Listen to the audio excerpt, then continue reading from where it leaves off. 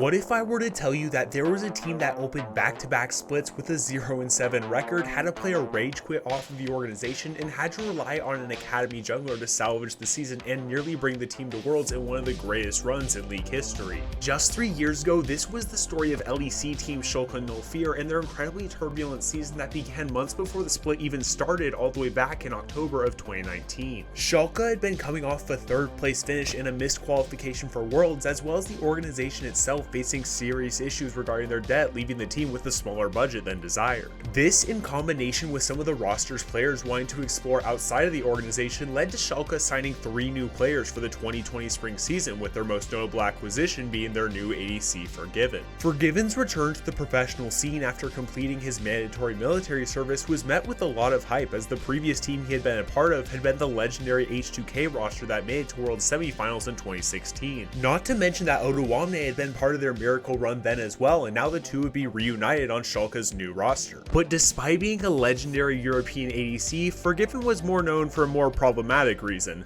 He had a pretty big ego. Do you feel right now that you have the most skill in all the bottom lanes?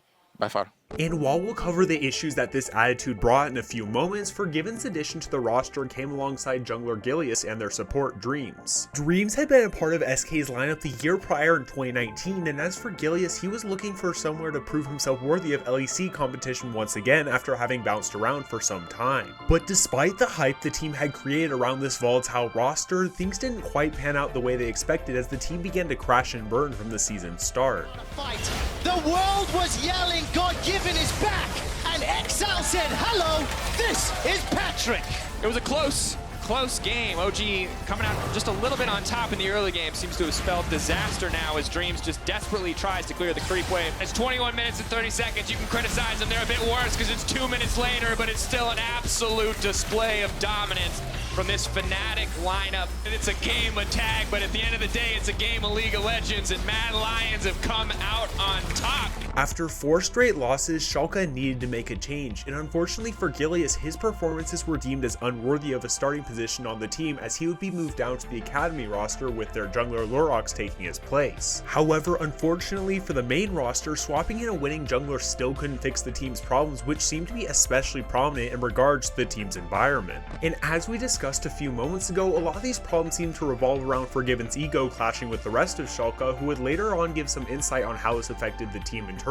Mid laner Abadage revealed that there were times in which Forgiven would aggressively break down their mistakes after games, and to quote Odawamne, he had too big of an ego for his actual skill level and from what he wanted from his teammates. And as the team slipped even further into the depths of the LEC, eventually going 0-7, Forgiven was mutually released from Schalke on rocky terms and was replaced with their academy team's ADC, Inax. And filling Inax's slot on the Schalke Evolution roster was former Misfits ADC Neon, who had just finished serving his time away from the pro scene due to unsportsmanlike behavior. But despite these new additions, and despite multiple attempts to salvage their spring split, Schalke finished with a 5-11 record, placing 8th, which was the end of a very disappointing season back. Having gone from 3rd place to 8th place was more than enough reason for the team to search for new roster changes in hopes of somehow salvaging their year, which led to them spending a significant part of their offseason, even beginning part of the summer split, trying out new compositions. And despite opening the season with Inax playing ADC and Nukes in support, after a 0-3 opening, they swapped back to Dreams in the support role and brought up Neon in hopes that he could revive the team with his prior LEC experience. But despite all of these changes, they still couldn't manage to scrape together any wins, and initially things seemed to have only gotten worse as their jungler Lurox became incredibly sick, meaning that they had to give Gilius a midnight call to take a train ride over to cover for him that same day. However, the Gilius that had arrived as a replacement was a very different Gilius than the one that Schalke had originally had earlier in the spring.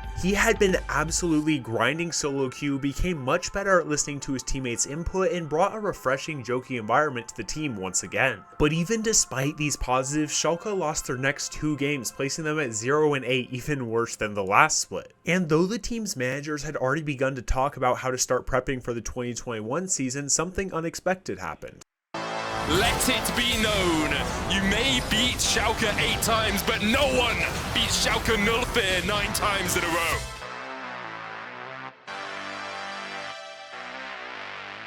Schalke's takedown of a struggling Fnatic ensured that they weren't going to be winless, but even still, they would go on to lose the next 2 games, placing them in an abysmal 1-10 record with 7 games left in the season. But once again, Schalke found themselves facing off against another struggling LEC Titan in G2 with their playoff hopes on the line. Only the second time this split, Dreams once again with the hook. And Schalke have done it. They found their second win against the other finalist from Spring Split, the Shuffle In.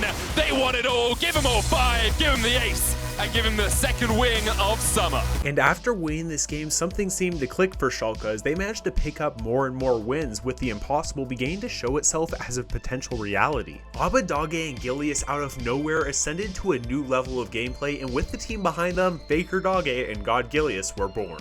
4,000 HP, 3,000 HP, 2,500. Oh, he goes to the rocket grab, pulled inside, flash dive, goes back in. Gilius is still there. He does it. Gilius is down, but it is at the cost of Kaiser. Look at Rome. Rome's trying to hunt down Neon, but he can't do it just yet. The Ranger's focus comes out in the volley as well. Neon stays alive, tries to run for his life before finally he's taken down by Shadow. Abadage, who was jumped on first. That's a triple. The last That's a quadra. He's going for the Pente. Do you believe in miracles? Schalke was on the brink of qualification for playoffs, but simply winning wouldn't be enough to cross the line, leaving their fate in the hands of the other teams. Misfits would first need to beat Vitality, either XL or Fnatic would need to lose to disqualify one of themselves from playoffs, and Schalke would still need to win all of their remaining games. Misfits would be up first and seal a victory with a comeback win over Vitality, and despite Fnatic winning, XL lost their game to G2, and as for Schalke... Oh, we